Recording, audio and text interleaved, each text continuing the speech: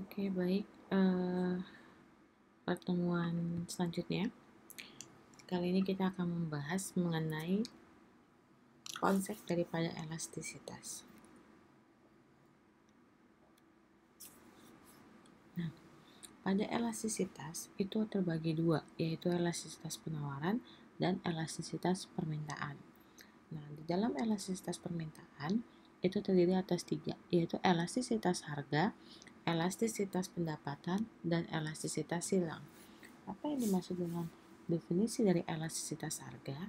Yaitu persentase perubahan jumlah barang yang diminta yang disebabkan oleh perubahan harga barang itu sebesar 1% atau secara umum dapat ditulis dengan rumus EH ini adalah elastisitas harga, yaitu persentase perubahan jumlah barang yang diminta dibagi persentase perubahan jumlah harga barang itu sendiri.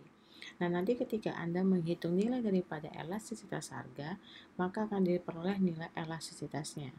Nah, kategori dari nilai elastisitas tersebut dapat dikategorikan jika nilai EH-nya lebih besar daripada 1, maka dapat dikatakan bahwa permintaannya elastis.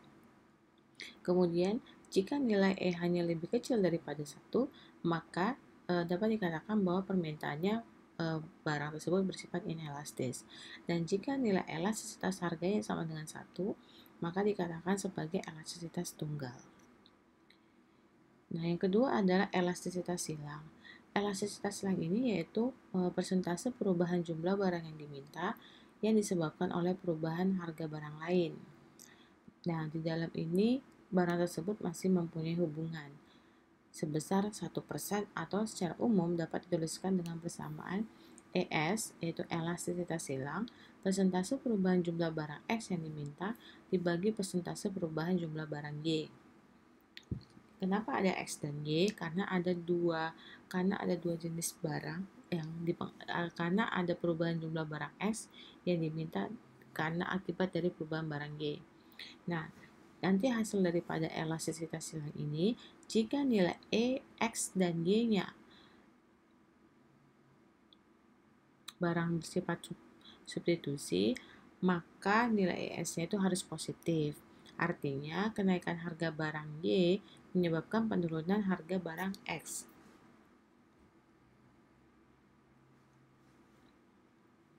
Kemudian jika X dan Y-nya adalah barang komplementer, misalnya kopi dan gula, maka nilai ES-nya adalah negatif. Yang ketiga adalah elastisitas pendapatan.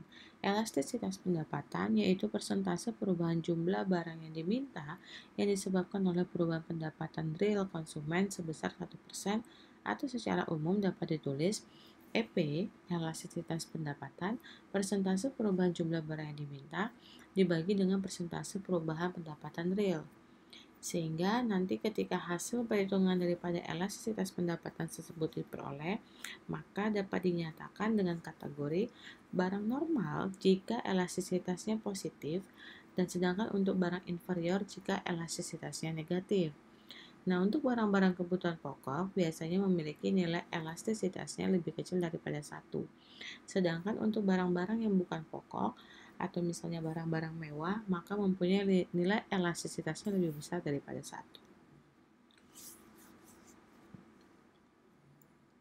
Cara menghitung koefisien elastisitas.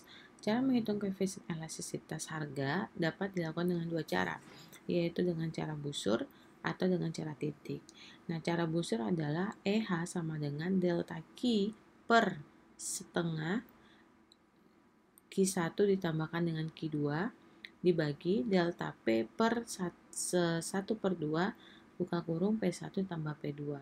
EH ini adalah elastisitas harga. Delta Q ini adalah selisih daripada perubahan kuantitas atau jumlah barang, di mana dapat diperoleh dengan rumus Q2 dikurangi Q1 atau Q yang saat ini dikurangi dengan Q yang sebelumnya. Nah, kemudian Q1 dan Q2 adalah kuantitas barang 1 untuk Q1 dan kuantitas barang 2 adalah untuk Q2. Delta P ini adalah selisih perubahan harga. Artinya selisih harga barang sekarang dikurangi selisih pada harga barang sebelumnya. Nah, kemudian P1 ini adalah harga yang pertama dan P2 ini adalah harga yang kedua.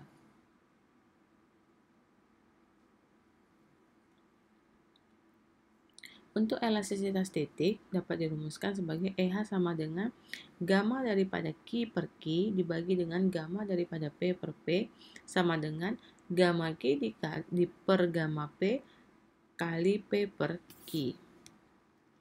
Ini adalah gambar daripada elastisitas busur. Nah, ini adalah gambar daripada elastisitas titik. Ya, bisa dilihat perbedaannya.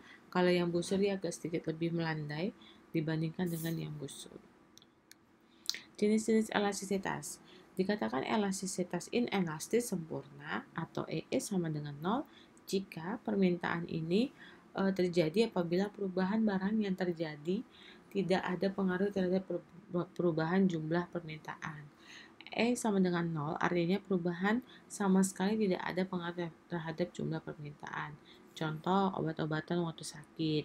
Nah, kenapa contoh obat-obatan waktu sakit? Ya kalau misalnya ada kenaikan obat, ya Anda kan tidak semata-mata disuruh mengurangi dosis obat tersebut, atau ada penurunan harga obat, Anda kan tidak semata-mata ketika Anda sakit Anda disuruh mengkonsumsi obat yang berlebihan. Sehingga ini adalah kurva daripada inelastis sempurna. Bentuk kurvanya adalah sejajar dengan sumbu Y atau sumbu P. Yang kedua adalah inelastis atau E-nya lebih kecil daripada 1. Permintaan inelastis terjadi jika perubahan harga kurang berpengaruh pada perubahan permintaan. Nilai E lebih kecil daripada 1 artinya perubahan harga hanya diikuti perubahan jumlah yang diminta dalam jumlah yang relatif kecil. Contohnya permintaan terhadap beras. Kemudian ada elastis uniter, yaitu permintaan elastis uniter terjadi jika perubahan permintaan sebanding dengan perubahan harga. Nilai E sama dengan 1, artinya perubahan harga diikuti oleh perubahan jumlah permintaan yang sama. Contohnya adalah barang-barang elektronik.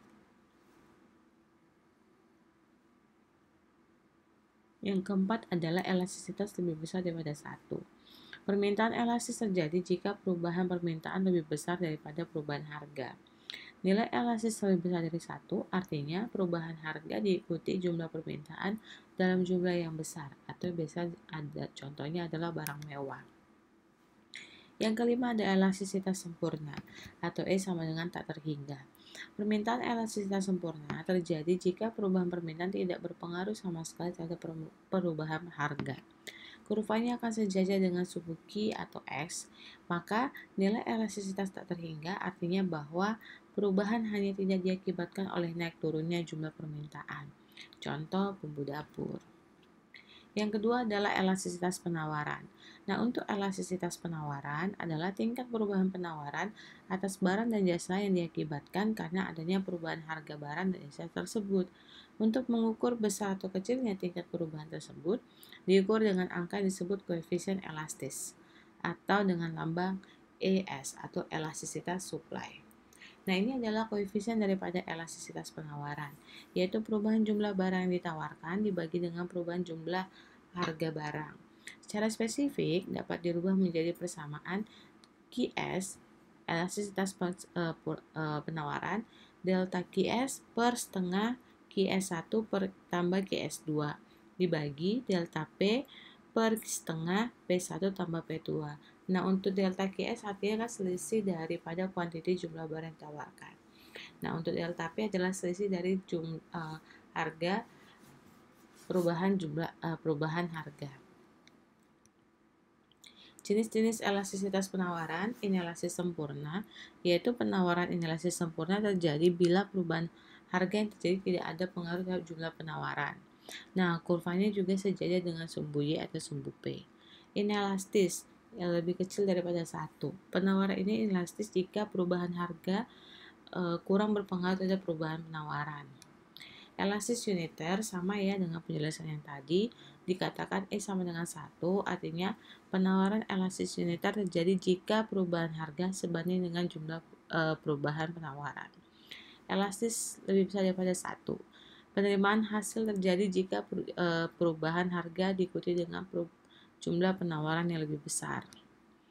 Elastis sempurna ini adalah atau lambang tak terhingga, penawaran elastis sempurna terjadi jika perubahan penawaran tidak berpengaruh sama sekali oleh perubahan harga, sehingga kurva penawaran akan sejajar dengan sumbu Q atau sumbu X. Baik, sekian terima kasih materi dari saya. Jika ada pertanyaan bisa lanjut di kolom komentar.